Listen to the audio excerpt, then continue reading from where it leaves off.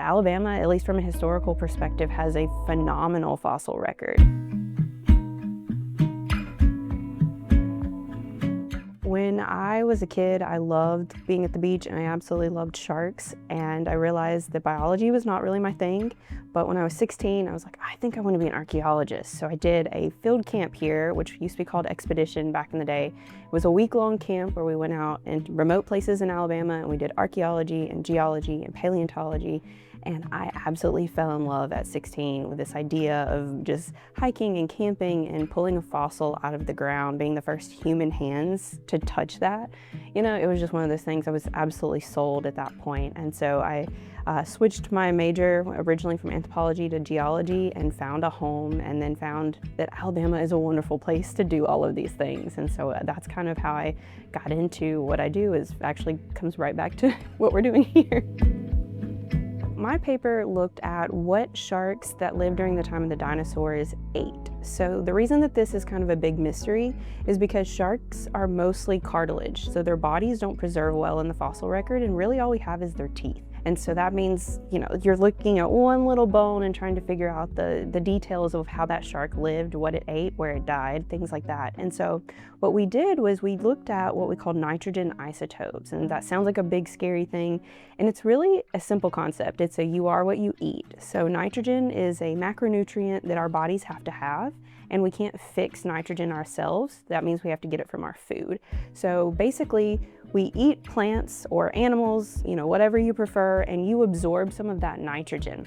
As we move up what we call the trophic scale, so moving from like our plants all the way up to like lions and sharks and different apex predators, we have an increase in that trophic level, or an increase in the nitrogen. So what we did was we took 4 different species of shark from the Alabama Gulf Coastal Plain during the late Cretaceous, and we looked at those nitrogen isotopes. And the reason that we chose these 4 groups was because they represent 4 different kind of areas within that food web, or in that trophic chain. Looking at those nitrogen isotopes, we were able to compare those values and found out that modern day great white sharks, or mako sharks, they're really, really high up in the food chain, right? And then we have some other sharks, things like Trichotis, which we don't even have a modern representative to compare to, so we had no idea really what they ate.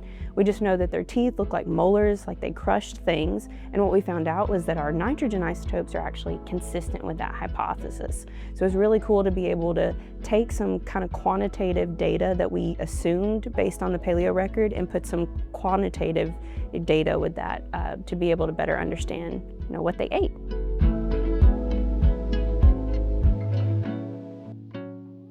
One thing that I learned that was really interesting, at least from a paleontological perspective, was that we base so many of our assumptions on what the bones look like, because that's all we have. And when we look at the teeth, we're like, oh, this tooth looks like it would be useful for this type of, you know, function, so to speak. And what we found is that even though those are really good assumptions based on the evidence that we have, those kind of morphological assessments don't always line up with our isotope data. And so it allows us one more tool in our toolbox to refine our hypotheses and try to better understand things a little bit more. The collections have a very, very special place in my heart. I did a field camp with the expedition when I was 16, and some of those fossil shark's teeth that I helped excavate are some of the fossil teeth that I actually get to work with today. And one of the most important things to me about the collections is you can go and pull a random set of specimens, and sometimes they'll be, you know, 40 or 50 years old, and if you go back into the deep archives, over 100 years old. So the history here that's housed in this building is absolutely incredible. Sharks are a valuable part of our ocean's ecosystems, and as we kind of know from modern biology, when you take away an apex predator that keep other groups in check, it can have detrimental effects on those ecosystems. What we do as paleontologists, we get to study the past, and in doing so, we better understand what's happening in the future, and if we can try to mitigate those issues that we've seen play out in Earth's history.